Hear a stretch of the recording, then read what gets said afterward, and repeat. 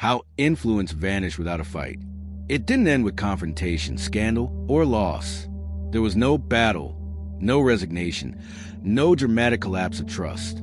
Influence disappeared quietly, almost politely, slipping away while everyone believed things were finally working as intended. This matters now more than ever, because modern power rarely falls in public. It fades inside systems designed to appear fair, balanced, and collaborative, and by the time influence is missed, it has already become impossible to reclaim. To understand how this happened, we follow a billionaire celebrated for building consensus. They were admired not for force, but for diplomacy, not for dominance, but for inclusion. Their empire was known as a model of modern leadership, transparent, participatory, forward-thinking. The reveal began with good intentions. After years of centralized control, the billionaire encouraged broader input. Voices multiplied. Decision-making opened up. Teams felt heard. Executives felt trusted. Influence was shared in the name of culture, resilience, and long-term stability. From the outside, it looked like progress. At first, the billionaire's influence seemed unchanged. They still spoke first in meetings. Their presence still shaped the tone. Their words still carried weight. But something subtle was shifting beneath the surface. Influence was no longer directional. It was atmospheric. Ideas floated instead of landing. Guidance suggested instead of decided. Leadership softened into facilitation. The reveal sharpened when outcomes began to diverge from intent. Initiatives inspired by the billionaire's vision emerged altered, diluted, redirected by layers of discussion meant to improve them. No one opposed the billionaire. They simply improved the idea into something safer. Influence was still present. It just no longer moved anything. The billionaire noticed small signs. Meetings ended without conclusions. Projects advanced without urgency. Teams waited for alignment rather than direction. And yet, everything appeared healthy. No conflict, no resistance, no visible loss of authority. That was the illusion, because influence does not vanish through opposition. It vanishes when no one feels the need to resist it anymore. And the moment the billionaire realized this, the disappearance had already begun. The erosion continued quietly, disguised as harmony. Decisions flowed smoothly, but without force. Meetings felt productive, yet nothing decisive emerged from them. The billionaire watched discussions circle ideas endlessly, refining language, adjusting priorities, polishing intentions, all without committing to action. The reveal deepened when the billionaire stopped being consulted directly, not excluded, not ignored, simply unnecessary. Teams anticipated preferences, interpreted values, and proceeded without confirmation. Influence had become an ambient presence rather than a guiding force. The empire no longer waited for direction because it believed it already understood it. At first, this felt like success. The system was working. People were empowered. The billionaire had built something that could operate independently. That was the goal, wasn't it? But independence slowly became indifference. The conflict sharpened during a critical initiative the billionaire cared deeply about.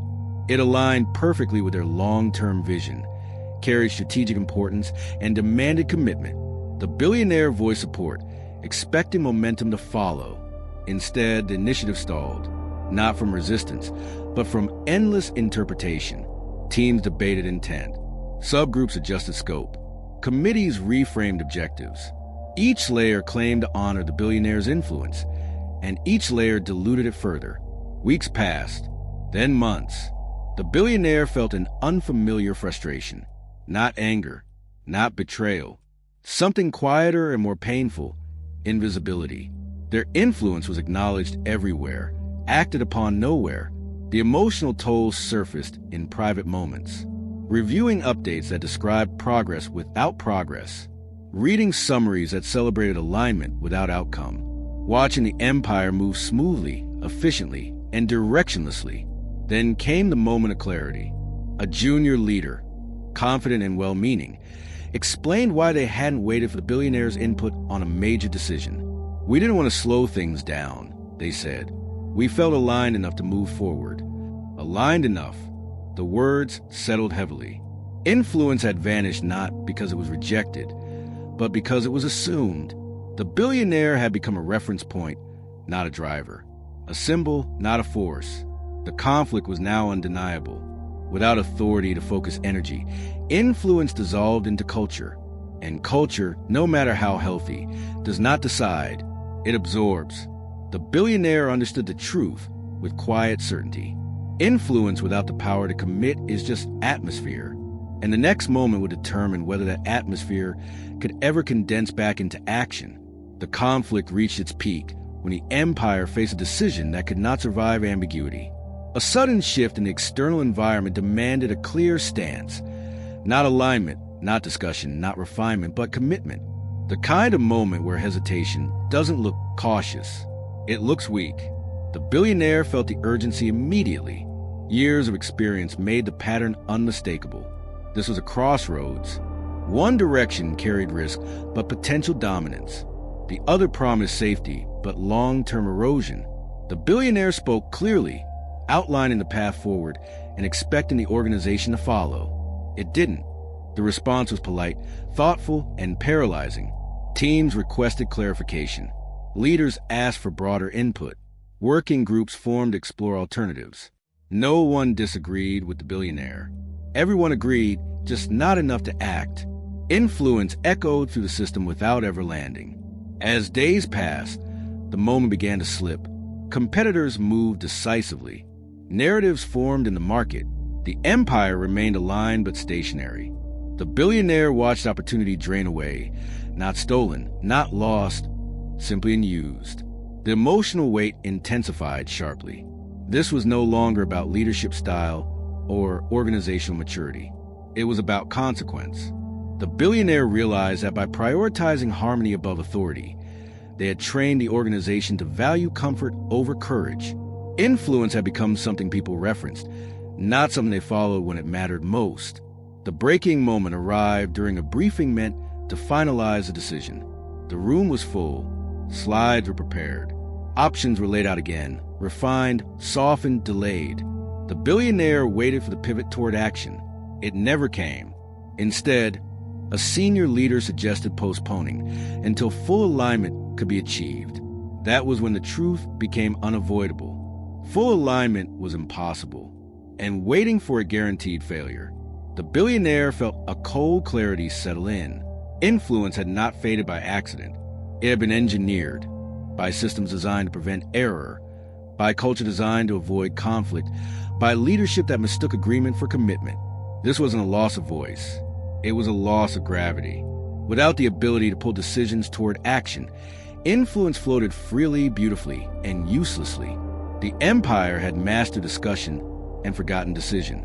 The emotional peak struck with a sobering realization. The billionaire had built an organization that could talk forever, but could no longer choose.